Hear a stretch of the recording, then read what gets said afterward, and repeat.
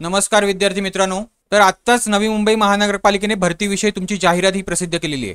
तर जवळपास गट क व गट ड मधील विविध संवर्गातील 620 पदासाठी ही भरती होणार आहे। ठीक आहे, तर ह्या टोटल 30 संवर्ग आहेत, त्यामध्ये 7 ते 8 असे संवर्ग आहेत, त्याच्यासाठी जास्ती जागा आहेत। ठीक आहे, तर सगळ्यात जास्ती जागा 135 ह्या लिपिक टंकलेखकसाठी आहेत आणि त्यासाठी मोस्ट लाइकली ग्रॅज्युएशन प्लस तुमचं टायपिंग असणार आहे, ते तुम्हाला गरजेचं असणार आहे। ठीक आहे, एज्युकेशन मध्ये। त्यानंतर 2 नंबरला येते 131 जागा स्टाफ नर्स साठी। ठीक आहे, तर मला वाटतं उद्या आपला स्टाफ नर्सचा नागपूर महानगरपालिकेचा सुद्धा पेपर आहे आणि कालच नागपूर महानगरपालिकेच्या जेई सिव्हिल हा पेपर झालेला आहे। तर मला वाटतं सगळेजण तुम्ही आता स्टडी मोड मध्ये आहात, तर हा स्टडी मोड तुमचा चालू किंवा कंटिन्यू ठेवायचा आहे। ठीक आहे, कारण कदाचित 1 ते 2 आठवड्यामध्ये ठाणे महानगरपालिका, नाशिक महानगरपालिका ह्यांच्या सुद्धा वॅकन्सीज येतील किंवा ह्यांच्या सुद्धा जाहिरात येतील। ठीक आहे, त्यामुळे कोणीही अभ्यास सोडायचा नाही आहे। ठीक आहे, तर पुढे जेई सिव्हिल साठी 35 जागा आहेत। ठीक आहे, आणि जेई सिव्हिल साठी मोस्ट लाइकली डिप्लोमा हे मिनिमम एज्युकेशन असू शकते। ठीक आहे, आणि डिग्रीज वाले सुद्धा अलाउड असू शकतात। ठीक आहे, स्टाफ नर्स साठी तुम्हाला नर्सिंग असणं आवश्यक असणार आहे आणि पुढे नर्स रिलेटेड ऑक्झिलरी नर्स विडवाईफ ह्याच्यासाठी सुद्धा 38 जागा आहेत, पण अजून डिटेल सिलेबस आला नाहीये। डिटेल सिलेबस कदाचित संध्याकाळपर्यंत येण्याची शक्यता आहे। पुढे जे ITI केलेले आहेत त्यांच्यासाठी सुद्धा काही पोस्ट आहेत। ठीक आहे, तर डिटेल सिलेबस आल्यावर आपण बघूया कुठल्या कुठल्या ITI ह्याच्यासाठी ग्राह्य धरले जातील। ठीक आहे, पुढे जे 10वी पास आहेत त्यांच्यासाठी ह्या आयाम, वॉर्ड बॉय व मदतनीस ह्या प्रकारच्या 3 पोस्ट आहेत। ठीक आहे, तर अशी टोटल मिळून तुमची 620 पदं आहेत।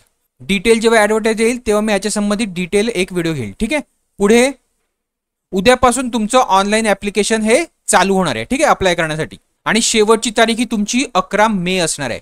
पण मी सांगेल कोणीच ऍप्लिकेशन करण्यासाठी घाई करू नका, कारण BMC आणि NMC भरतीमध्ये खूप विद्यार्थ्यांनी चुका केल्या होत्या फॉर्म भरताना आणि खूप विद्यार्थ्यांचे हे फॉर्म रिजेक्ट सुद्धा झाले आहेत।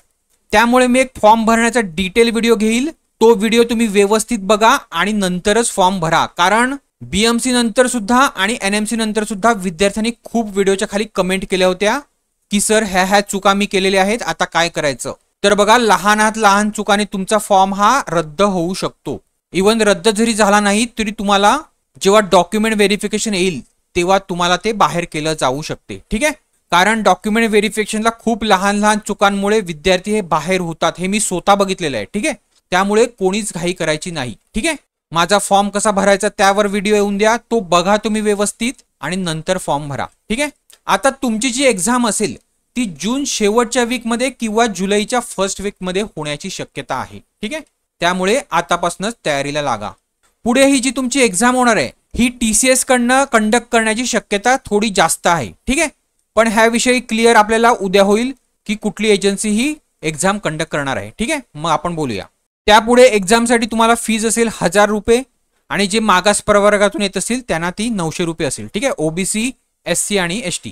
पुढे जी इन डिटेल ऍडव्हर्टाइज आहे ती लवकरच प्रसिद्ध होईल असं आयुक्तांनी इथे सांगितलं आहे।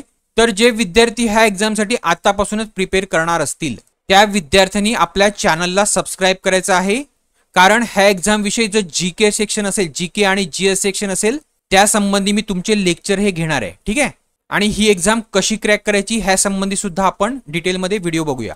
तर जे नवीन विद्यार्थी हा व्हिडिओ बघत असतील त्यांनी चॅनलला सबस्क्राईब करायचं आहे आणि चॅनलच्या टेलिग्राम चॅनलला सुद्धा जॉईन करायचं आहे। ह्याची जी लिंक असेल टेलिग्रामची ती मी डिस्क्रिप्शन बॉक्समध्ये देईल, किंवा हा QR कोड तुम्ही तुमच्या टेलिग्राम ॲपमधनं स्कॅन केल्यावर तुम्ही डायरेक्ट जॉईन होऊ शकता। ठीक आहे, तर चला, होप करतो तुम्हाला व्हिडिओ आवडला असेल, आणि आवडला असेल तर शेअर, लाईक आणि सबस्क्राईब करायला विसरू नका। थँक्यू।